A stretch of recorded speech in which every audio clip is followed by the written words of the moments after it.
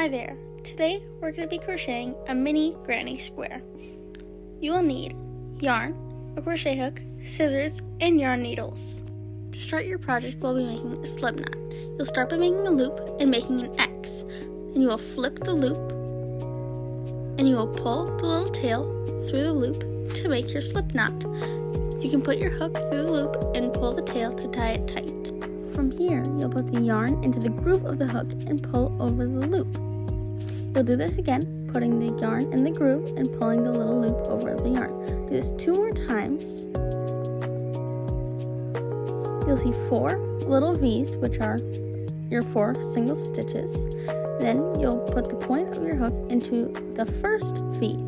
You'll make a slip knot, pulling 1 loop over, and then you'll put another loop over, and then this will make a small hole. Now you will chain 2. After chaining 2, you'll yarn over and put the point of the hook into the center of the circle.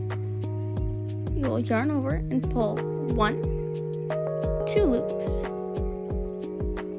and then another 2 loops, and that is a double crochet. You'll do this one more time to make a cluster of 3, like 1, then 2 loops, then 3 loops over the hook. Now you will single chain 2 to make a corner. You will then make 4 more clusters of 3 double crochets to create your first row. When you are finished, you should have 3 corners. And now we will chain 1.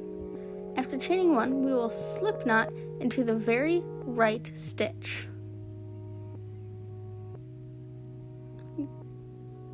Pulling over once and pulling over again. Now we will chain 1. Then we can cut off the tail. You can pull it tight and we'll worry about that string later. Now a color change. You're going to make a loop with your string. You will put your hook through one of the corner holes, connect the loop to your hook, and pull it through the hole. Now with the 2 strings, you are going to make 2 single crochets.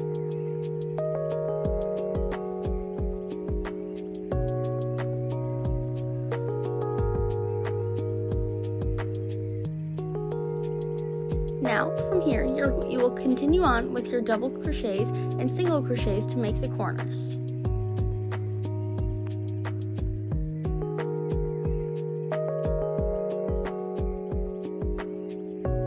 Now, how do you get from one corner to another?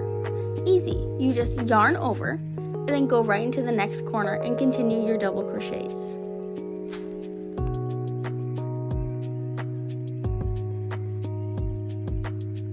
Now that you are finished with 4 clusters, you can chain 1 and slip stitch into the furthest right stitch. And then chain 1 and cut off your excess tail. Starting the 3rd row, we'll also be changing colors again, with the little loop pulling it through the little corner and chaining 2. Now continuing with our double crocheting pattern.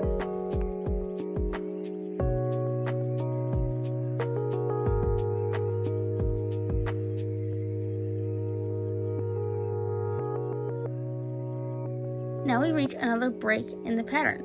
Now we just yarn over and go straight into the break. And we still do a cluster of 3 as always.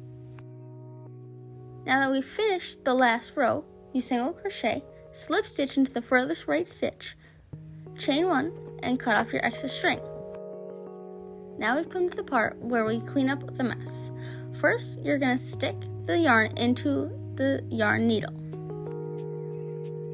With doing so, you'll put it into the thicker parts, more so the corners that you have made your double crochets in to hide it. This may alter the way your granny square looks, but you can always finagle and mess with it to make it back to its normal shape. Once it's all secure, you can cut it off without cutting anything else besides your string. Now you have a cute granny square that can be used for many projects.